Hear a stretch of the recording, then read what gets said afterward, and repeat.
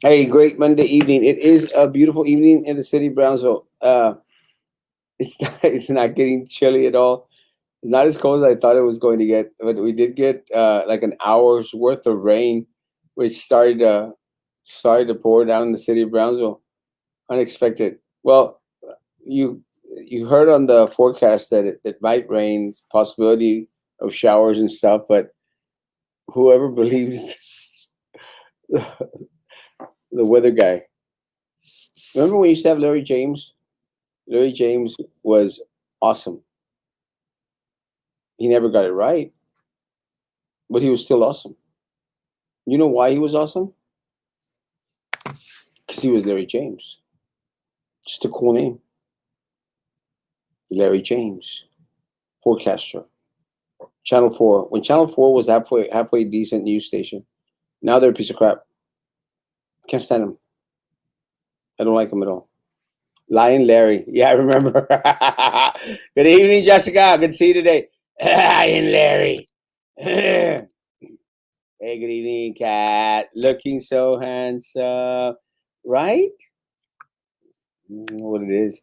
I got it turned in. Bro! Thank you for coming by, my man. Love you, Papa. And get ready for October 13th. And make sure you tell everyone out there that October 13th, it is Judgment Day for the city of Brownsville. Thanks for coming by. And thank you for registering to vote, my man. God bless you. Lucky you, we didn't get any. Oh, we did. Watching Lupita, ¿cómo estás? David, good evening. Alfredo, my man. His daughter is a great educator. Larry James? Oh, where does she teach? I do not know that. I know Larry James, though. Kathy, good evening, Kathy. Tetsu, Victoria Hermosa. Hey, Bill. How's it going? And I think someone's knocking at the door. Hey, Frankie, good evening. How you doing? Good evening, Erasmo. Good evening, world. Happy Monday for everybody out there. Um, COVID's still alive and kicking. The United States just hit a million positive cases. Cameron County is at 900 and some. We're about to hit the 1,000 mark of deaths here for our area. Today, Cameron County did report 16 deaths. So it's good to have Dr. Saavedra on with us this evening to discuss about what has happened so far, what we're dealing with, and the ramifications for this virus in the long haul. So excited for today's show, Erasmo. It's going to be a great week this week. So glad to be here. Is it 13 deaths for Cameron County? I apologize. What did I say? 16? Yeah. I'm going like, maybe I read it wrong. Lying Larry and Terrible Tim. Yes. Good evening, Frank. God bless you, Papa. When Larry didn't get it right, my dad would say, Larry no es Dios. And Larry James, music and Harlem Jet. Oh, awesome. Where is Frankie? He's right there. Lion Larry James forecaster. You know, you had to love Larry James. I don't know what it was. I don't know if it was his personality or, I mean, he just looked like a very handsome, uh, you know, believable guy. But yeah, he was Lion Larry. And I was going to react to the debate tomorrow. Oh, let me tell you, I'm actually considering live streaming it. Let me tell you guys, Trump is going to destroy Biden. There's just no way. I just don't. Biden is going to have to do something just out of his wheelhouse, just something out of it because Trump, he's a go getter. I actually followed every single one of the Republican debates back in 2016, and let me tell you, man, he's just Trump, you know. And then I followed the Hillary versus Trump debates, and I said, "Gosh, this guy le vale." So if Biden thinks that tomorrow he's going to get a free pass, he's not. But I'm going to give this win to Trump even before it is. And I'm not favoring anyone, guys. But come on, you got to admit, like in that little arena, Trump has the advantage, man. And talking about forums, I mean, we all had y'all witnessed the best forum out there, not the best forum, but the best that association forum.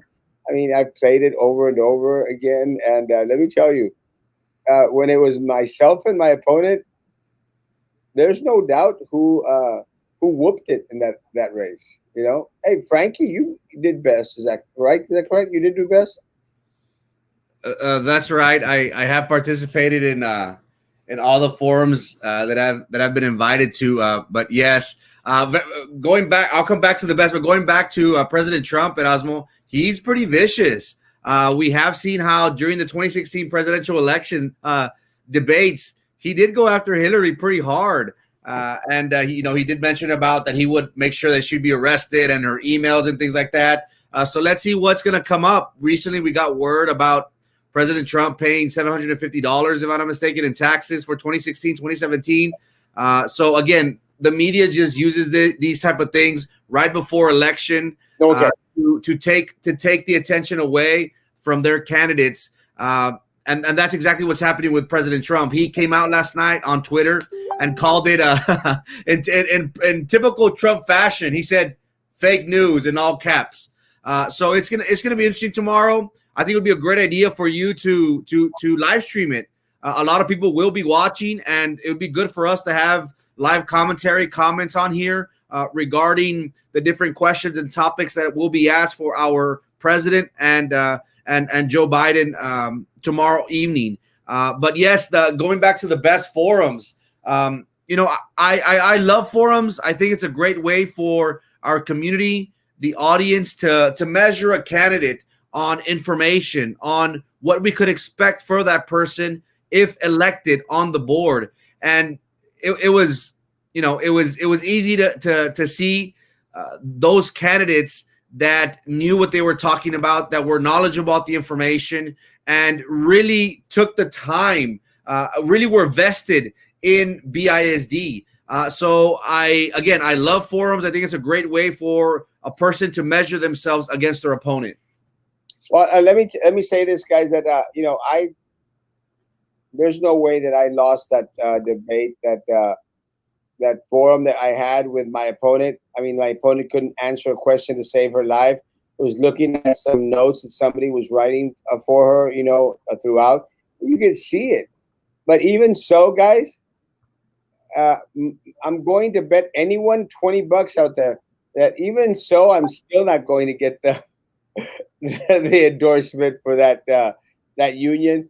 And the reason is because, again, my opponent has had everything else given into her in her life. Who's not to expect that she wasn't going to be given the nomination for TVEA and for best? Hey, look, man, money talks. And if there's something that these two associations have learned from Sylvia Atkinson, their puppet master, if there's something that they've learned from Minerva Peña, Flip-Flopping Phillip, and Drew Brown, is, hey, man, a dollar is a dollar. And you know what? If we can make a little buck here and there by taking money from Sylvia Atkinson, who's taking money from our children and from our teachers, let's do it. And let's go out there and give the endorsement to the damn Legion of Doom. And look, you guys, that's their option to make. But they run the risk of losing every single ounce of credibility they thought they had, because I've had calls from individuals from TVA who basically said the same thing. We're out. We're out because we know that there's no way in God's green earth that my opponent could best me in any forum, in any way, shape, or form. She has no clue what the concepts are, has never stood up for anything here in the city of Brownsville, has always been given everything on a golden platter by daddy, has never even eaten a single sloppy Joe at our cafeterias. not one single cold burger, has never set foot in a public school in her life. And she's still going to get the endorsement from associations. Number shut up. Number shut up. It goes against everything a teacher association stands for.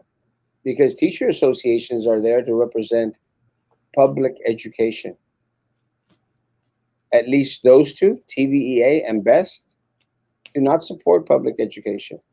They not only support public education, they take the dues, the monies from our people out there, and they spend them on themselves, on their own little nicky knacks. So goodness gracious, guys! Again, if that is the type of association that you want to associate with, there's more power to you. But hey, man, they didn't lift a finger to help you out throughout the summer. They were out there kissing the butt of Minerva Peña and little Eddie, taking them out to eat, taking them out to drink, taking them out to wine and dine. That's who they cared about. That's who they were out there applauding every single time that they made a decision that put you, your family, your relatives in peril, in harm's way. Because ultimately, if there's anyone responsible out there, the buck stops somewhere and it stops with this corrupt board majority. And they're the ones that place you in this situation. So if you're feeling anxiety, you're feeling stressed, you hate the fact that the superintendent says one thing one day and another thing the next day, and then you get emails from your principal saying something completely different, then blame your teacher associations because they were the ones that were kissing Minerva, little Eddie, and flip flopping Phillips' butt. It was them, 100%. And now they are in line to collect your dues this next month. And with your dues, support and endorse candidates that are in the pocket of Sylvia Atkinson, Minerva Peña, Drew Brown. Unfortunate, very unfortunate. Today's show, we do have the honor of having with us Dr. Teresa Saavedra. Saavedra, how are you tonight? I'm doing great. How are you? I'm doing good. Let me tell you, it's been a while. I know for a fact Yes. that y'all have been mega, mega, mega busy, but we're glad that you took a little bit of your valuable time to come on and give us an update in regards to where we are. I mean, we are getting a lot of different conflicting little stories in regards to where we are, and I'll just share one quick one with you. You know, for a while, individuals here were trying to say, "Hey, man, we're okay. Nothing. It's getting better." And then all of a sudden, Governor Greg Abbott this past Thursday, went out and said, "Hey, y'all are in a danger zone. Rio Grande Valley, Laredo, and Victoria." Why the conflicting statements, Dr. Saleda? That's a great question, but I'm not really sure about the answer. I think maybe they didn't realize that we're border towns. Maybe that's the real answer is any border town, and maybe we're just the pass throughs that get the most traffic. We've always been in the danger zone because of that, because we can't control exactly what happens with people that are in Mexico specifically and their infection control versus our infection control. And I'm not saying one is superior to the other. We're all doing our best as countries to do what we can.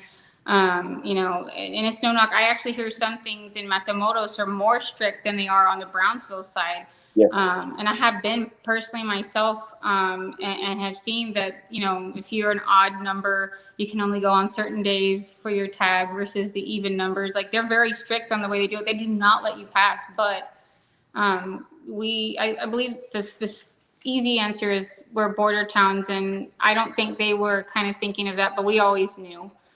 Being in border towns makes us more susceptible to things that come in our area. Plus, we have a lot of allergies in the valley. McAllen's a hot spot for allergies, and so that means that we have more things that cause sickness and illness. Because I always say the winds swirl in the valley a little bit differently, making jokes about it. But the reality is we have a lot of allergies down here, and that makes us a little more susceptible to sickness and disease down here.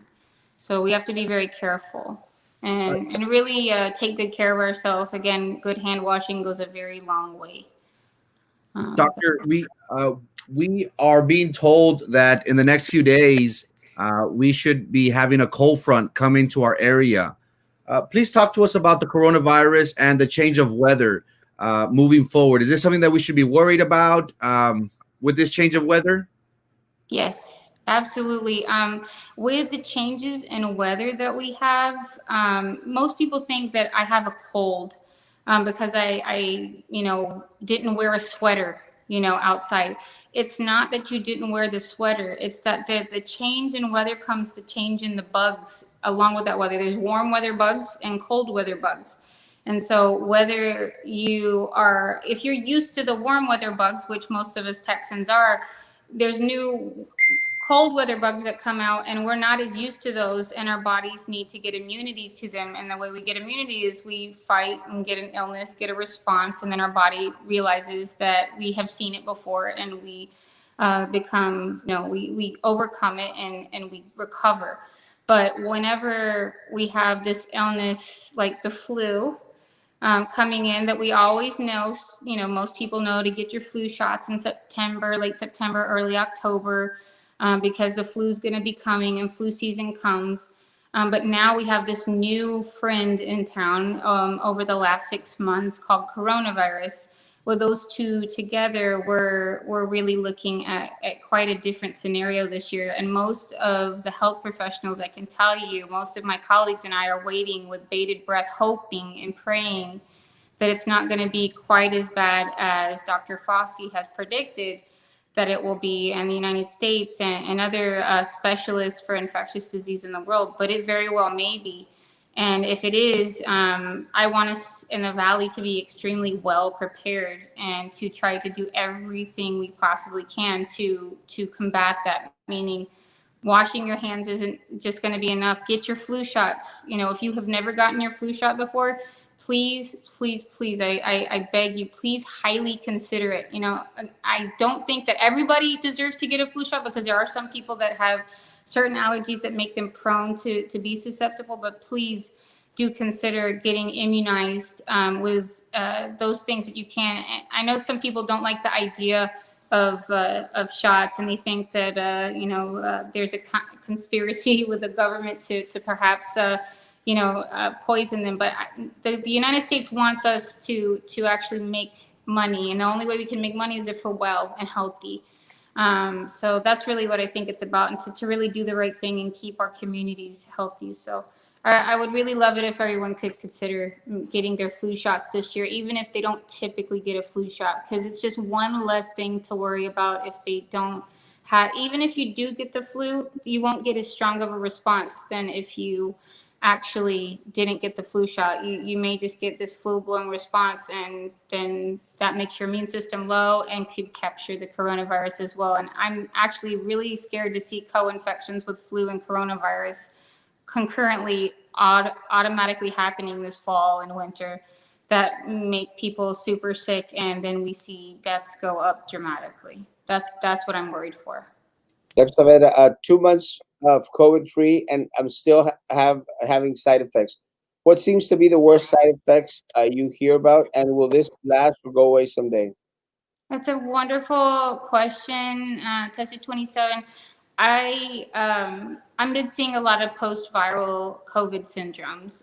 A lot of the most common ones do involve respiratory issues, where they're still getting shortness of breath, or still winded, still having the cough, still getting congestion. The most common, side effects of coronavirus, that even 2 and 3 months down the road, they're still fighting those things. And now they're on, bronchodilators and inhalers and other allergy medicines to try to fight whatever they can.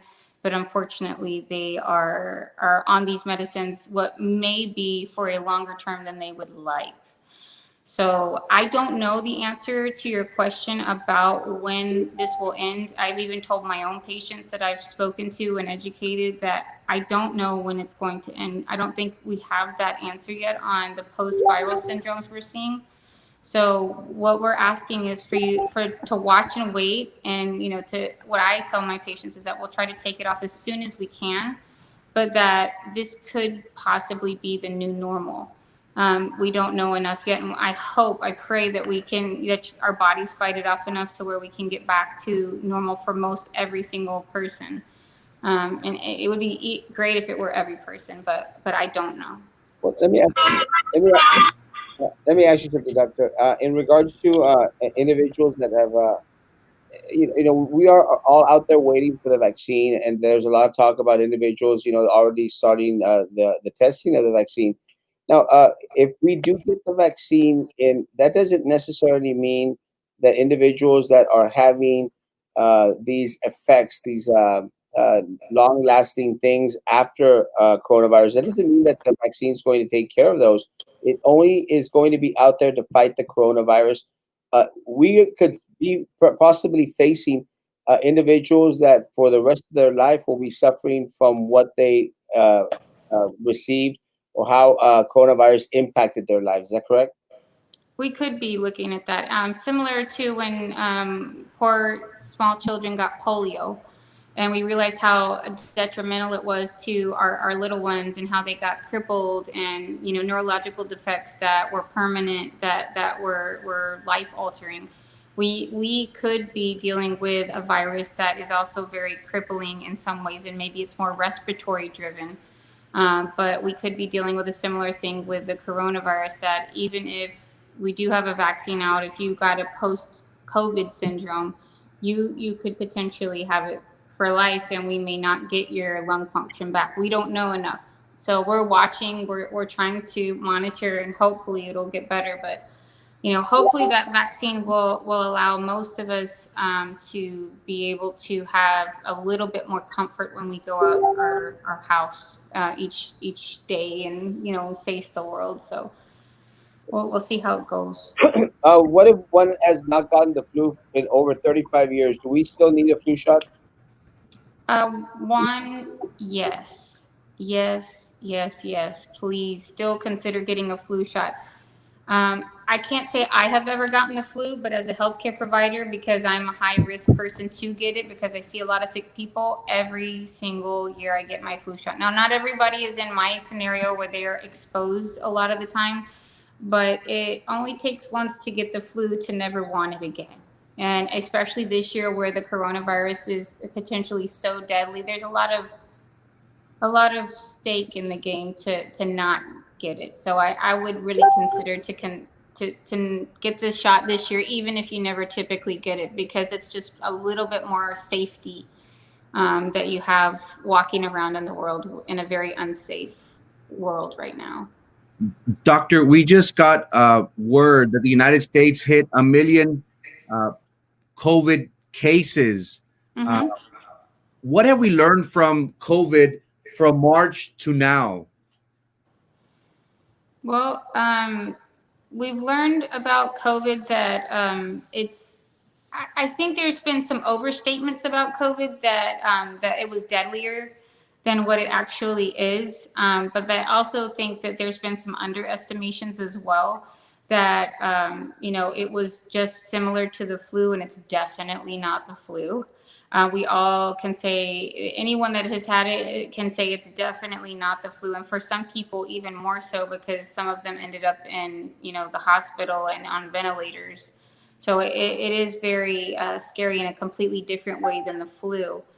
Um, Having 1 million people be positive in the United States, it's quite a number. I mean, it's sad to say that we've had that many positives, but I actually feel that the United States has done a fairly good job, considering the amount of travel that we do and the amount of people that we get in and out of our gates all the time, internationally, from the United States to other countries.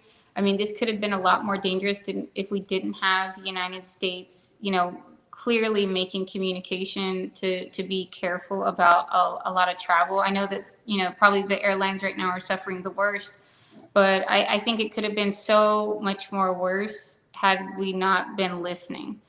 And I know some people still don't believe in coronavirus, and they still think it's a conspiracy. But I do feel that the United States has done a fairly good job at trying to warn.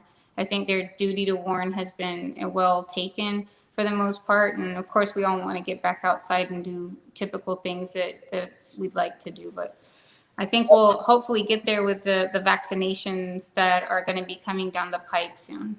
So, has COVID-19 been known to affect someone's vision? Yes, it can affect others' visions. To what extent, I'm not really sure. I've seen that it's caused blurry vision as one of the side effects of coronavirus. Um, I don't know. I'd have to speak to my ophthalmology cohort colleagues and then see what their what they've seen, since I don't specialize in that. But yes, I have seen that people do get blurry vision with it. And I don't know, typically I see a lot of respiratory things, a lot of, diarrhea complaints and nausea complaints mostly, but I don't know the resolution to that particular point of the illness. I got the flu shot once and got sick with the flu. I never got the flu shot again. Do you recommend that I still get a flu shot? Denise, thank you for the question. That's a hard one. I know a lot of people believe the flu shot causes the flu, but it does not. It does not cause the flu. What you experienced was an increased immune response to getting a non-live virus. Because hi Alfredo, whenever you get the flu shot, you're not getting a live virus. You're getting a prearranged shell basically of the virus so that your immune system is able to recognize it and is able to, if it sees it again, is able to mount a response that is greater and more robust than if you hadn't seen it before. But there are some people that perhaps have an abnormally strong reaction to the flu shots. If you have gotten like an allergic reaction type of response, like an anaphylaxis where your throat's closing and whatnot, then you have an allergy to the flu. Then that's different than getting the flu per se. So I would say that you want to be cautious about it, but for the most part, and I'll self-disclose. 1 year I got body aches from getting the flu shot. I kind of felt down, but I did not get the flu. So I have gotten a reaction to a flu shot. That's a common side effect of a flu shot. You can get site reactions. You can feel kind of fatigued for a little bit. You can get a little bit of body aches. Those are common reactions that are potentially expected that people will get, but aren't dangerous. So I would consider getting it if that's the kind of reaction. Now, if you had a full on robust, you got the flu and you were in the hospital, I would consider not getting it. But I would also make sure that you get every other vaccination that you can get and stay up to date on your vaccine so that any other possibility that you don't, have to get a virus or something that's going to cause sickness, that you're staying immune strong. That you mentioned Dr. Fauci. Dr. Fauci, one of the things that he made mention of early on, I think I would say maybe June, uh, maybe before that, in regards to the second wave that's coming. Me Too seems to think that New York is getting the second wave, just like Europe is. Are we here in the Rio Grande Valley, Cameron County, Brownsville, Texas, are we to expect a second wave coming? And if so, how soon?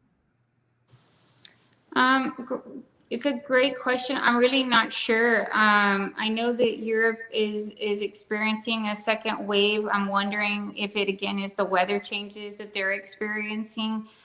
Since our weather changes are kind of mild, I'm wondering like how severe it will be for us because sometimes our winters are very mild.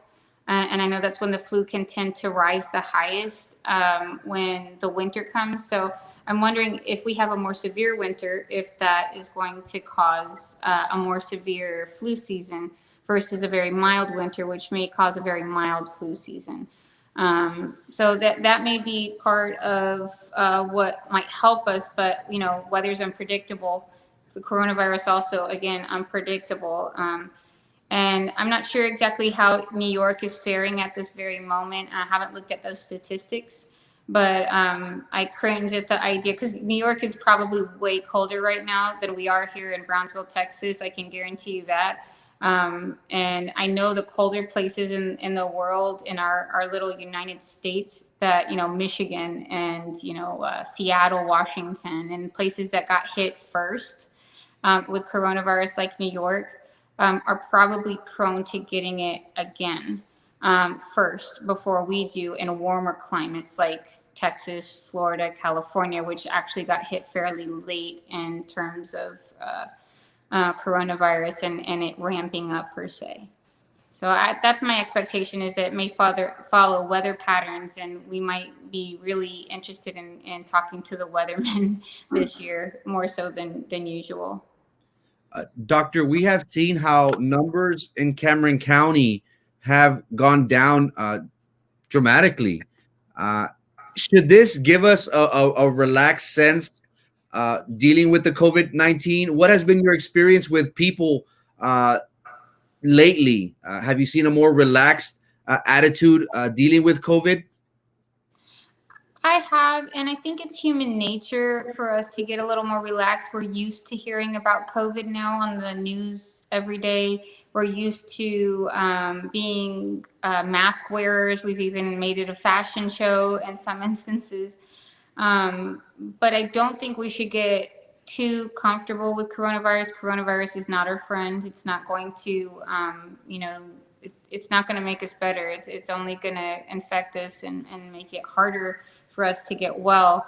So we do have to be careful about getting too lax in our judgment with getting into larger groups. I have seen, because I live near the island, and I have seen groups of people that just act as if nothing's going on, that it's another usual day.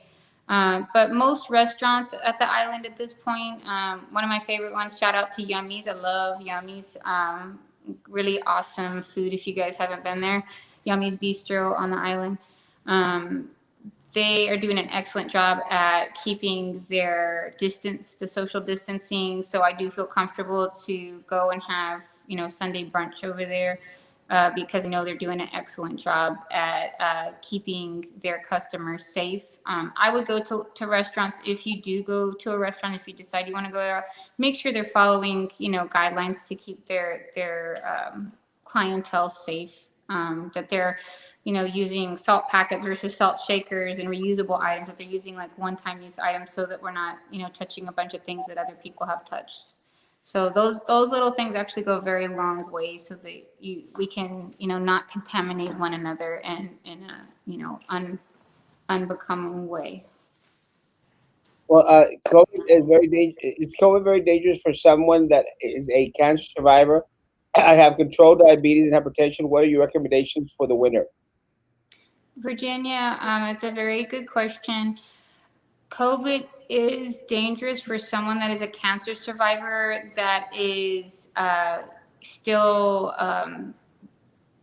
battling, like if their immune system is down. It depends on where they're at in their stage of cancer survival. If you've been great for 20 years and you know that the chances of recurrence are very low in your particular case, and what type of breast cancer or what other cancer that you had, you may not feel the same as if you're, a less common type of cancer like pancreatic cancer, which is way more deadly. It just depends on the type of cancer and what your remission rate was and the chance of you getting the recurrence of it. So it could be deadly if your immune system is compromised, or if you're still on chemotherapy agents orally. So for the ladies on tamoxifen that are breast cancer survivors, I would still be very concerned with that, because that can absolutely keep your immune system a little lower because it's suppressing the cancer returning. but then, your immune system again is lower. So you have to be careful about that.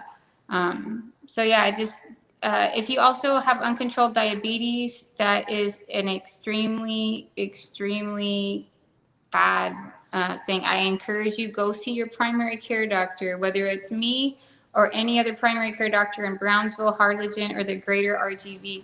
Please, even by telehealth visit, go visit your doctor. Please go get your A1C checked. Start checking your sugars and contact with a provider so that you can get that addressed. Sugar is a pro-inflammatory state, and by definition, people that have high sugars have high inflammatory states because they have too much sugar. They're too sweet. We need you to get a little less sweet. You don't need any sweetener. So definitely go get that checked. Go see if you can optimize your care with your medications, or even start a exercise regimen or a nutrition plan, or all of the above, so that you can start addressing those concerns. I mean, I actually know some people that have actually turned vegan because that's probably one of the lowest inflammation states you can get, is to go vegetarian and vegan, because they want to decrease the amount of inflammation. Now, I'm a meatitarian. Yeah, exactly, Erasmo. I do not want to leave my meat away. I can't do it. I like chicken. I love brisket. My husband loves making brisket. I do try to stay away from sugar quite often. I don't touch it very often. I go on my little, moments. I did have my birthday this month. So yes, I did have a piece of cake or two. But I don't make it an everyday thing. So Well, let me do a plug real quick. And again, my cookies have no sugar. They're vegan. They're keto. yeah. Paleo, they're everything good that you might be doing right now. That's what my cookies have. Doctor, just real quick in regards to the vaccine, it may be a little bit early for this question, but it's something that I've wondered as well. Does the vaccine offer permanent immunity, or will we need boosters or yearly shots like we do for all the others? That's a great question. I don't think there's a lot of questions. I actually yesterday had the honor of speaking to one of my pharmacy colleagues. Shout out to Christina Alfaro, Flores Alfaro, over at Walgreens on Ruben Torres, across from my new clinic coming up soon. I had a chat. Yay! I had a chat with her, and she had told me a little bit about what's coming down the pike. There's about 6 strains of coronavirus that they are all working together on the company level. Different companies, not being greedy, but sharing their different parts to make immunizations and vaccines. They think there's just going to be probably 2 that are going to look like they may be viable, but there are a lot of questions. I mean, they're talking about storage issues, like they may not be able to have like the freezers available in all the locations in all the pharmacies to keep the virus live. So they may have to order it on demand, like a just-in-time kind of situation where you're barely going to get it right as you're going to receive the actual vaccination in person. So there's a lot of questions on the ground on how to get it out to people and who to give it to. So I don't even know if they've gotten to 100% to how often we're going to need to get it yet. I think that's still coming about because of the fact that we're still in the middle of doing the phase 3 trials on testing right now. And we're still seeing how a robust immune response that we're able to get with the current vaccines in trial. So I'm not sure if they've gotten to the point of going for the question about needing the boost yet, because I think that's going to take a longer time on the grand scheme of things. So we're going to have to look at data for maybe a year or 2 years to see if they continue to keep that immunity. And we just haven't had enough time with coronavirus to know if that's going to be necessary or not. So it will come, that answer will come. And it's a great question to ask.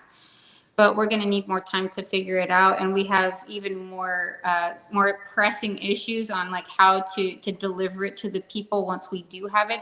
That they are still daily trying to struggle to answer those questions. And I mean, there are a lot of boots on the ground trying to answer these questions. So I mean, it's a beautiful thing seeing a bunch of companies coming together that would probably normally not be working together to try to fight this all together, because we as a country want to make sure that we give quality vaccinations, but also that we don't waste time. because time is of the essence right now. We've been kind of quarantining more or less for 6 full months. Doctor, what has been the most common post-COVID complications that you have seen in your patients? Shortness of breath and cough. So even if it's not sustained, they are the respiratory issues that come about with coronavirus are the ones that seem to stay the longest, where I've seen people 2 and 3 months down the road that are still having to use inhalers, and not just the rescue inhalers, because there's two different kinds. There's a rescue inhaler that you only use for emergencies, and then there are inhalers that you use for maintenance, so to speak, to keep you from getting that outbreak.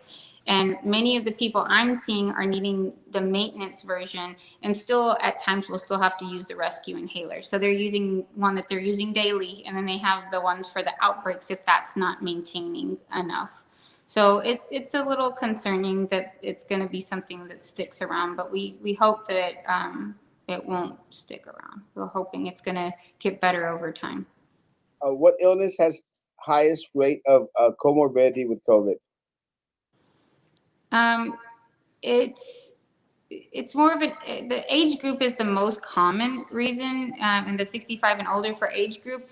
As far as illness, and I know that in the United States we don't consider an illness. The second close, number 2, and I've said this before on your show, Erasmo, is obesity.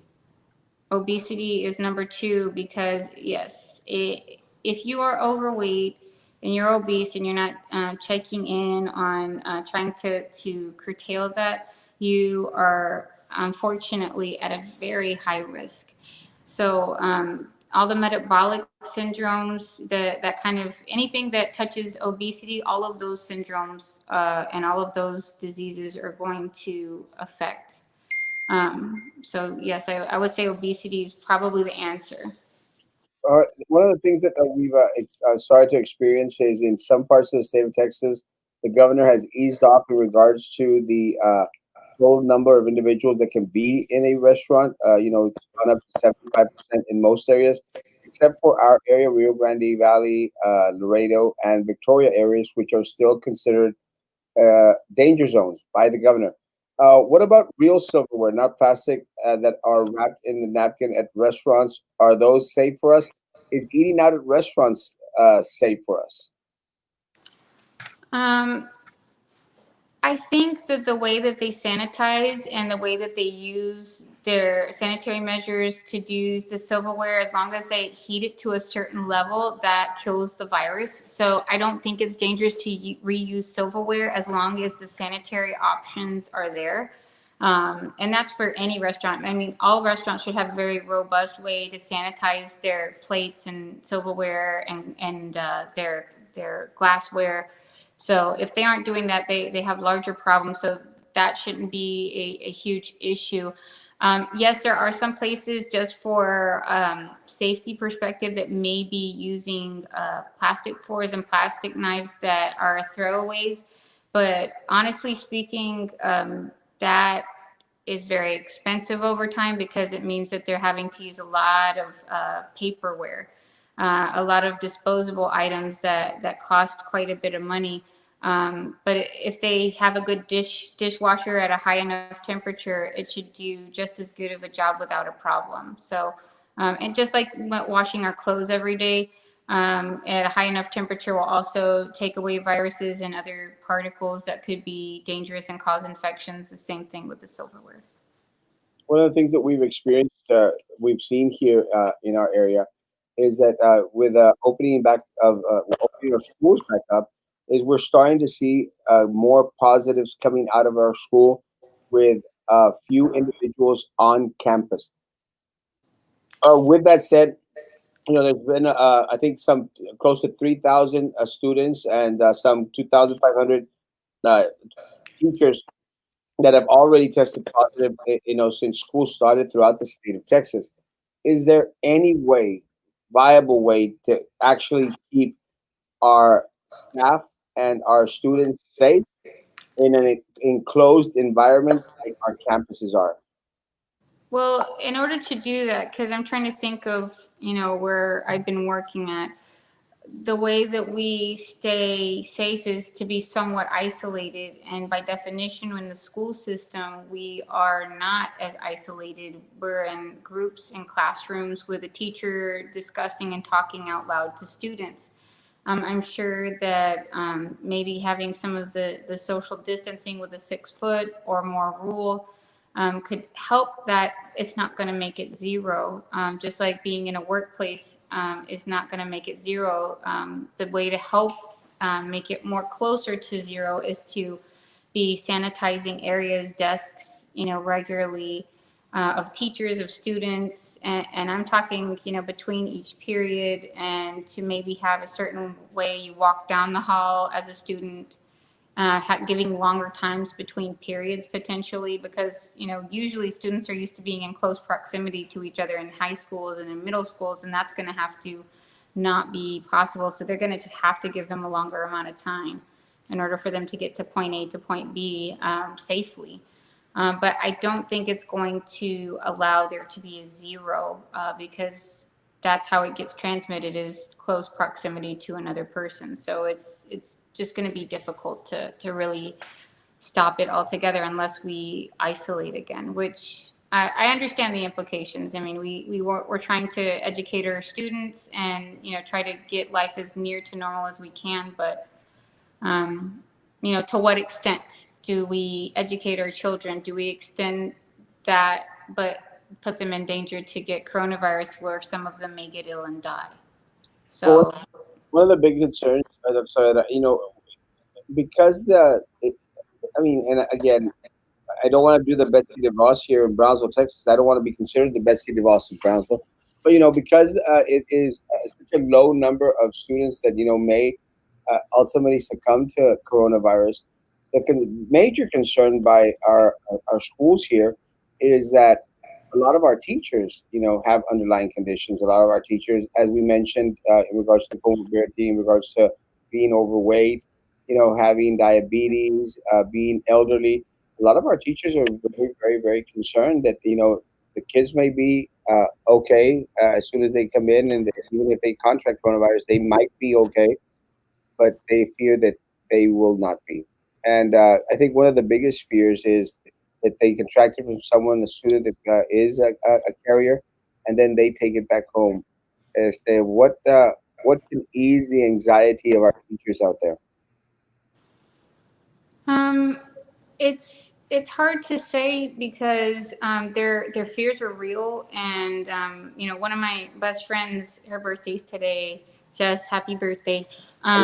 She's a transitional counselor over at Veterans, and we had a candid discussion, and she was concerned, and not because she's just afraid for her own, but I mean the students as well. I mean, it's hard to say that the students are not going to give it to each other, but then her doing what she does as a counselor, which is extremely important. You can bring it home to your family, and as a mom, of course, every mom wants to save their kids from whatever thing that's going to hurt them. So I think it's just human nature that we're all concerned. Um, with teachers. It's going to be hard, because teachers are going to want to hug their students. They're going to want to be closer to their students. They're going to want to have that close interaction to teach the way that they usually do. And everything is upside down now. They can't teach quite the style that they used to. They can't be as close. So they're going to have to find unique ways to overcome that wanting to physically bond. So, some are gonna want to wear, PPE as a teacher, where they're wearing the protective gear or the face shields, and they may need to, depending on if they're taking care of people that they do need to get closer to. And it's a little sad to have to do that, but it right now is necessary.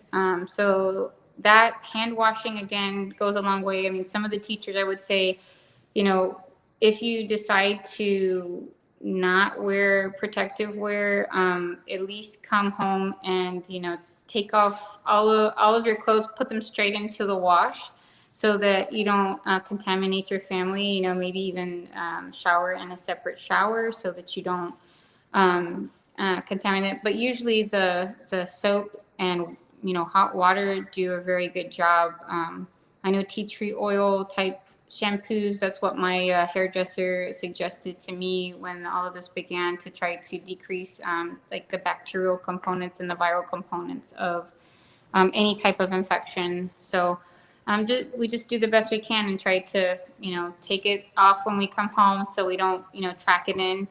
I know some physicians that are actually stripping in the garage and not leaving their shoes inside, just so they can try to do the least amount of contamination possible. So that's what we do on the physician side and on the provider side.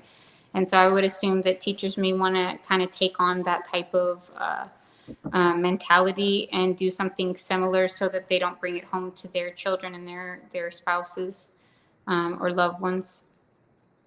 Doctor, we have seen how BISD's task force did not have a medical professional on there. What, if asked, what recommendation would you give BISD? Is there a proper protocol that would allow for us to go back onto campus, or would you suggest not to go back at all? I really honestly can't say that there's really an exactly safe protocol to get people on campus and guarantee that no child will be infected.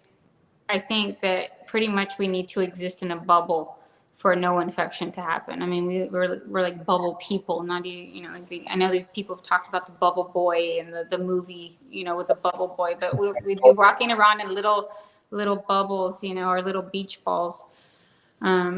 But we can't, and it's hard to do that because we're trying to create some sense of normalcy and value, and continue with our jobs as much as we can, which is difficult given the virus and the season that we're in.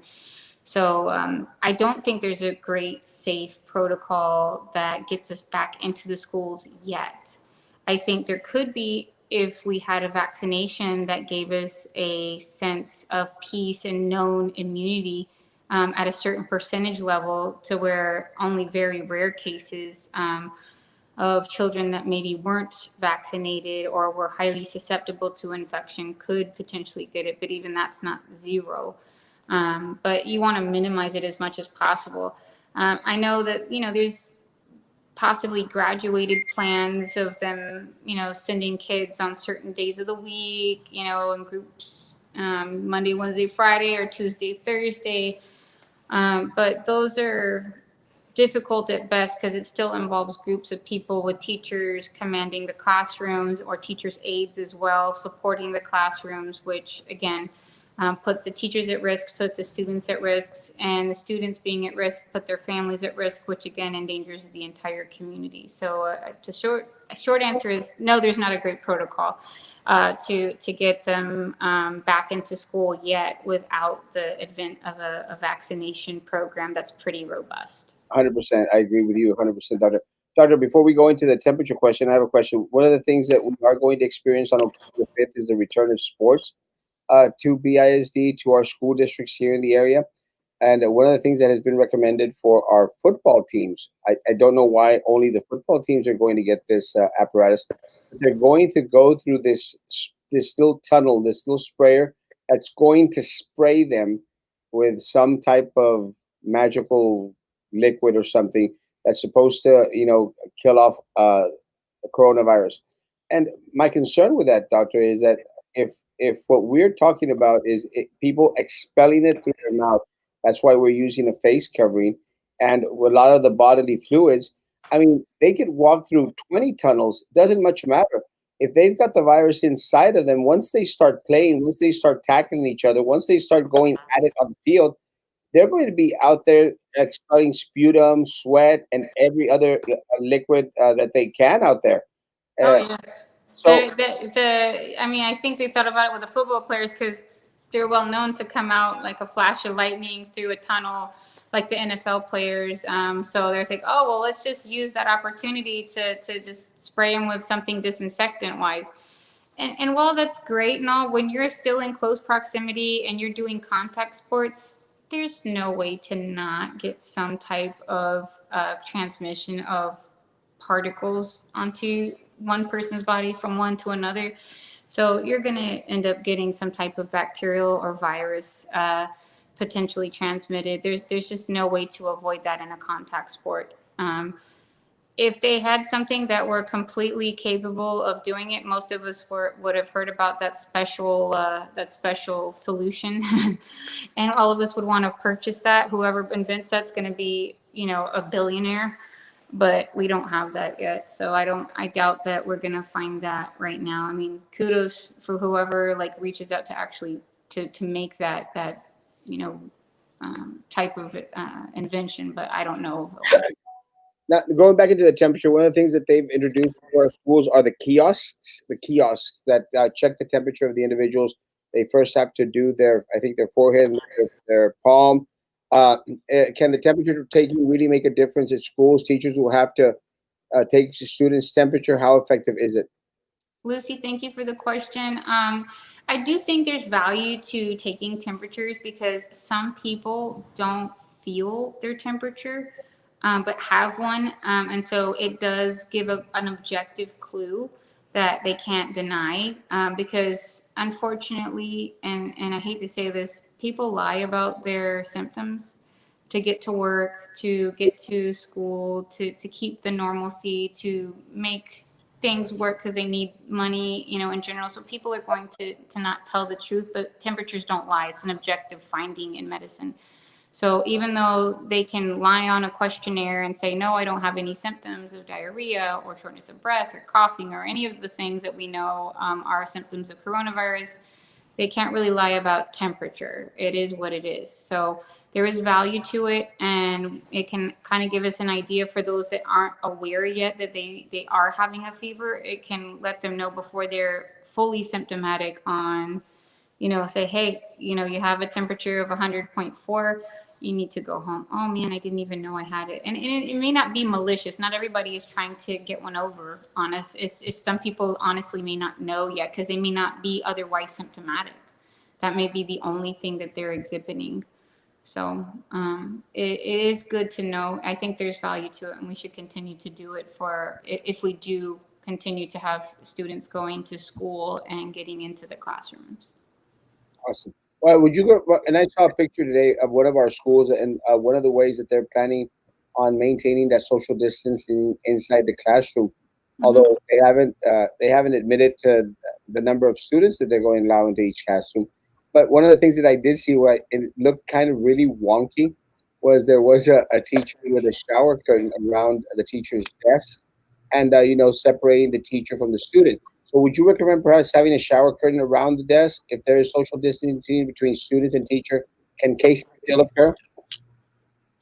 That's a unique way to address it. I mean, teachers do get bombarded from many directions on questions from students, and they may want to keep, they may want their students to be close enough to them to be able to have conversation, but not close enough to, receive infection. So it is a method of not getting infection. I mean, I know even at the bank, I went to the bank the other day, and even at a desk at one of the banker's offices, there was that clear shield on his desk in his office. It wasn't just at the teller's desk. It was on his particular personal desk in his office. So even bankers are trying to stay safe. So I do think it's a way. It's just a different perspective on how to stay safe. I don't think it's a bad thing. I think they're just trying to do the best they can to service their students while staying safe for their families. 100%. Let's see. Erasmo, apparently Best decided to endorse your opponent. Can you confirm? Oh, yes, I've been saying it for the past week, 2 weeks. I mean, and the forum happened like 5 days ago. Guys, there is no way that that wonky union is ever going to endorse me. I even said that night of the forum. They were not going to endorse me. They were going to endorse the candidate that basically has been given everything all her entire life, and that included uh, this endorsement. So yeah, we already knew this would happen. 100%. If you're in the best union, you should consider another union that will fight and take your voice into consideration. Yeah, it's not going to happen. I mean, again, all my friends that are out there and part of that union, yeah, jump ship now. How long do you see us wearing masks? Myra, we're going to be wearing masks until we know that there is a cure available or there is enough eradication with the vaccine that there's going to be extremely minimal amounts of transmission of the virus. So until we know that statistic exists, that it's going to be at that 0.002 level where it's like super minimal, because even like a point, that 0.002 is still quite a lot in our population, because we have, millions and millions and maybe billions of people. I mean, that small statistical number is still a quite high number when you put it in terms of actual people that get affected for the virus. So, we're going to have it be with it a long time. So make sure you get out your fashion wear masks. I laugh because of that, because one of the things that the district was passing out was fashion masks, non-emergency masks that looked thinner than my dress socks. So it was just kind of an inside joke for a while. Will you please ask, Doctor, when divorced families have kids go to a parent who does not believe in the virus, what does she suggest to the custodial parent? That is a very difficult question, because, you have two parents that obviously don't agree on many things, and one parent is going to do it one way and another parent's going to do it another. And, the courts are probably going to potentially need to decide things about that, because I'm sure you're not the only parent that, wonders about that. If they're, you're putting your mutual child or children into danger by not having better hygiene practices. So, it's just similar to vaccines and parents who choose to not vaccinate their children at all. Some parents, in the eyes of the law, are seen as hurting or harming their children that decide to not vaccinate them and are negligent. Similarly, it may be in the future seen in parents that decide not to keep their children away from coronavirus, but that blatantly and obviously put them in harm's way, that maybe they would actually get penalized through the law as well. So it is something to be careful about as a parent, because that could come up in a legal battle, a legal dispute that could mean a lot for parents that are no longer together, that share mutual, children. So be careful. Don't be negligent with your children. Please be thoughtful on protecting them, no matter if you're the parent that believes in it or not. Well, how effective? Well, again, these are very new. President Trump was making mention today at a press conference in regards to the quick test. Actually, had one of the task force, one of the doctors up there, do a quick test on his own, where it was this little card that had a lot of these viruses on it. Uh, Okay. yeah, I don't know if we have any information on them. Apparently, they were speaking very highly of them today, actually, at the press conference. Have y'all received any information on them, Doctor?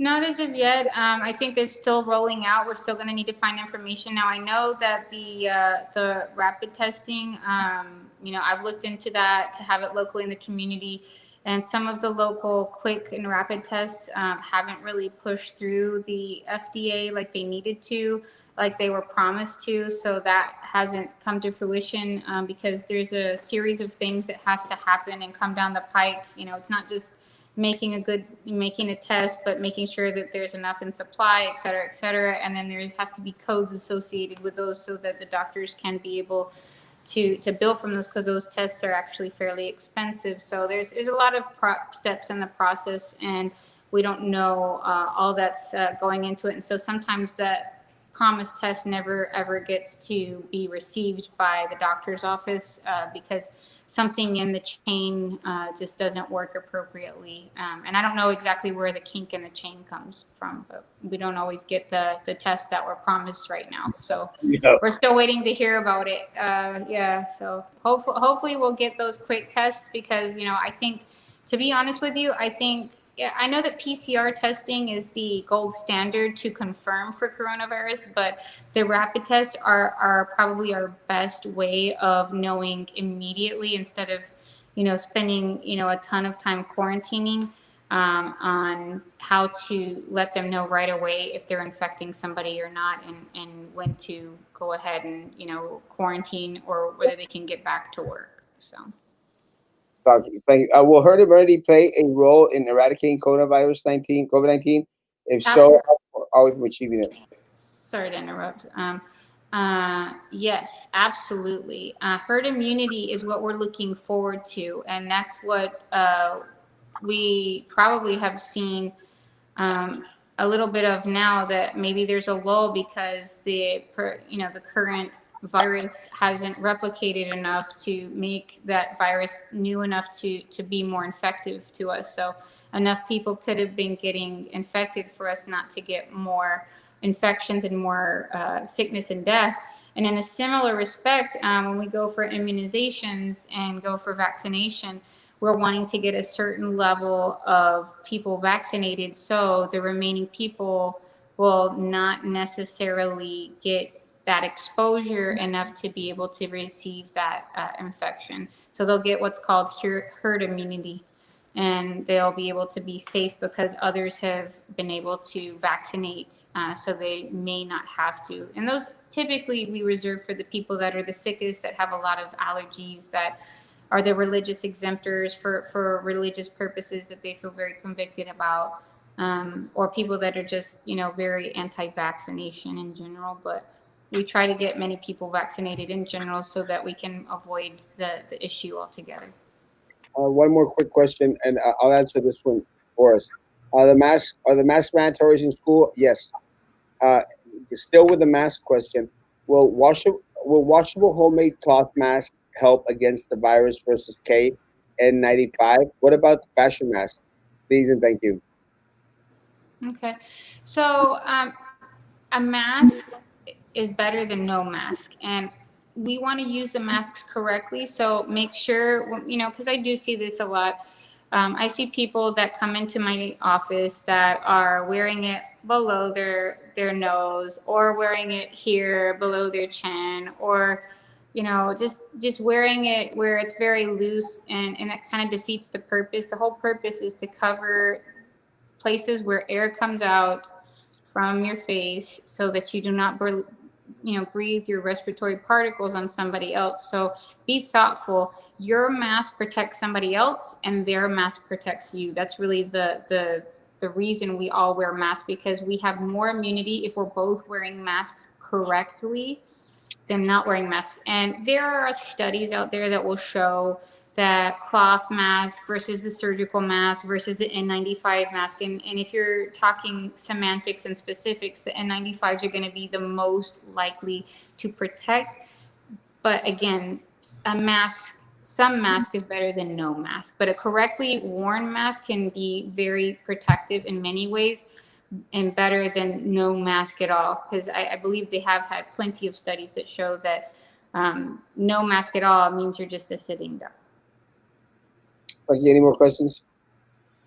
I'm good. It's been a good hour of questions, very informative. Thank you once again, doctor, for your time and Yes. being here with us. Always a pleasure. It's always a pleasure to have you on, Thank doctor. you.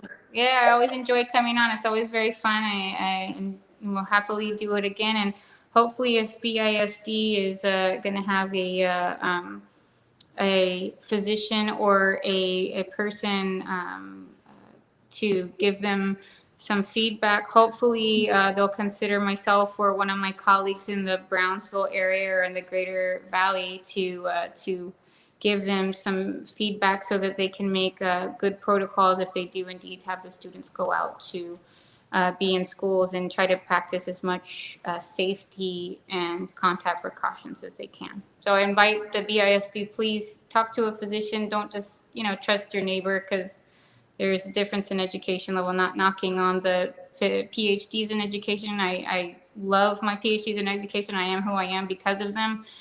People just like that. But please, please turn it over to somebody that is professional, that has a lot of knowledge in the area, whether it's me or somebody in infectious disease or in the field in general in medicine, so that they can have the best outcomes possible for our kids. Well, I'll guarantee you one thing, Doctor Saavedra. I am almost 100% sure that after November the 3rd, there's going to be a lot of changes coming to BISD. And one of the things that we have been screaming for is to bring in the professionals, bring in the frontline staff, bring in the individuals that are actually on the front line fighting the coronavirus here locally. You know, because it's different hearing about coronavirus from individuals up at Washington D.C. To hearing it from the governor's task force uh, in Austin, Texas. Right. Hearing it from individuals who are here on the ground in Brownsville, Texas. Those are the individuals that we should have and must involve in the decision making process. Because I'm going to tell you, it has really screwed up the district and it has screwed up our community because I know what it is. It has been a lack of leadership that has based a lot of decisions that they have taken based on faulty, wonky, made up numbers that have been given and distributed by individuals that were trusted trusted to do the right thing, and they did not.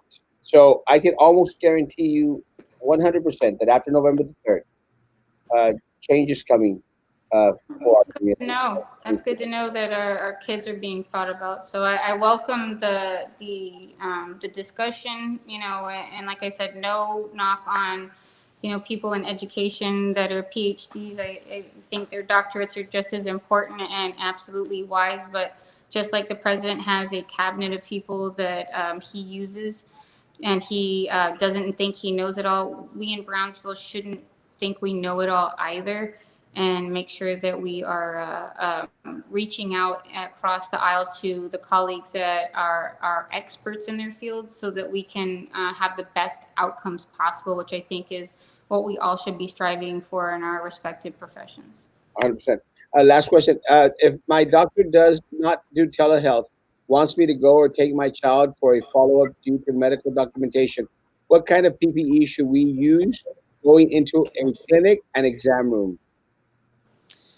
I would suggest that, wearing your masks again goes a very long way. Some people, and most people that, unless you're in the medical field, don't have access to the PPE.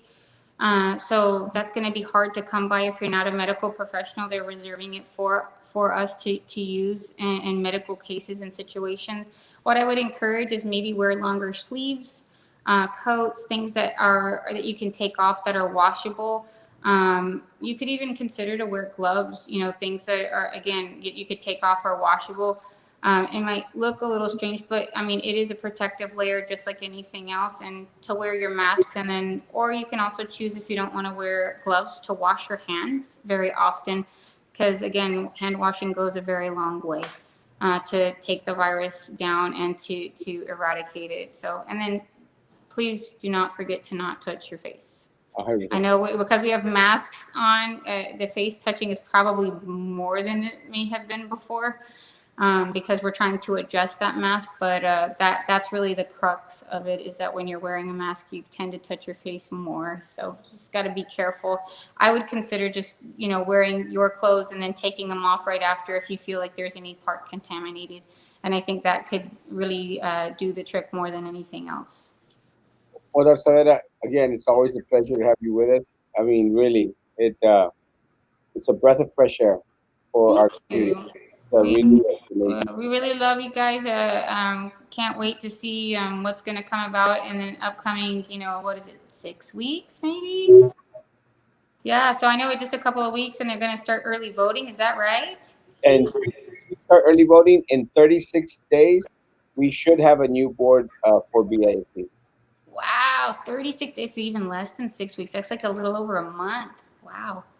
So Excited. that's exciting, and I'm looking forward to see how we can continue to make our Brownsville community better and better every single day. And again, Dr. Saveda, we, as Tesu is mentioning, we anxiously await the grand opening. We'll be there. It is coming very soon, I would say. Yeah, I think over the next 2 or 3 weeks, we're getting finished. They just had the flooring done. I saw them tonight putting in the lighting. It's looking beautiful. So I'll try to take pictures and maybe kind of give people a little bit of anticipation because I know I'm getting excited. So yeah, I'm getting really excited about being back in Brownsville and taking care of all my Brownsville folks that I've been missing for quite a while. So I'm really I'm really blessed that I get to be in a community full of wonderful people like those in Brownsville. So we're excited. We'll be letting you know when we have a grand opening, and hopefully we'll be safely social distancing. Maybe we'll do a little parade or something. We of course won't be doing a lot of partying. Not yet, not until the vaccine's out, but we'll do our best to try to celebrate safely. Awesome. Again, thank you so very, very much, guys. It has been an amazing evening. It's been the most amazing show, and again, it's always a pleasure to have individuals who are actually boots on the ground with us to answer the important questions, the doubts, and a lot of the concerns of our community. Because that's the way it should be. You should have the experts always sharing information, and again, individuals that are close by and uh, but a phone call away. Guys, have a great evening. Tomorrow we will have uh, El Bebo with us tomorrow. El Bebo is an amazing singer with Tengo Talento, Mucho Talento. Did yes, Frankie, I said that right? Yeah, you did. Talento. I mean, amazing young man. Is one of our students here in the city of Brownsville. And again, guys, there is such great talent amongst us. So we will have him on tomorrow at 9 p.m. El Bebo. Please stop by and visit with us. And I think we might be able to convince him to sing us a couple songs out there. Guys, have a great evening. Take care of each other, and please continue to take care of me. God bless.